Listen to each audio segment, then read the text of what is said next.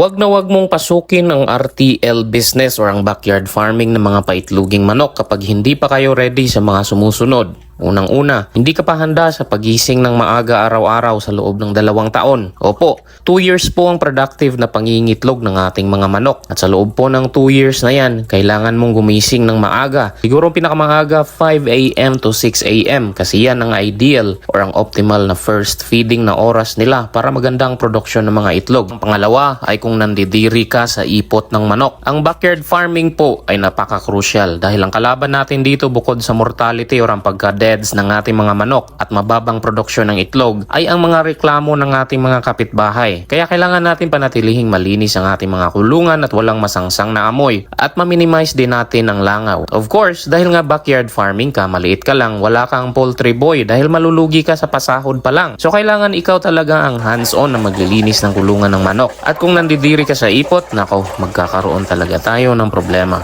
Ba, na ang income natin sa business na ito ay di hamak na mas malaki at stable pa noong nagmo-motovlogging or active pa tayo sa motovlogging. Opo, ito na po ang pinagkakaabalahan natin ngayon simula nang na-demonetize ang ating channel at sobrang thankful po ako ngayon dahil nangyari ang demonetization na iyon dahil kung hindi natin madidiscovery ang business na ito na sobrang stable mga kaibigan kung income ang pag-uusapan. Dahil na rin siguro sa demand sa itlog dito sa aming lugar kasi pwede nating ilagay sa analohiya na yung pera mismo yung lalapit sa iyo. At alam mo na yung expected return mo every month kumpara sa motovlogging or vlogging in general. Depende na lang talaga kay Meta kung bibigyan ka ba nila ng bonus. Depende na rin sa views mo dahil hindi natin kontrolado kung ano yung mga gusto ng tao.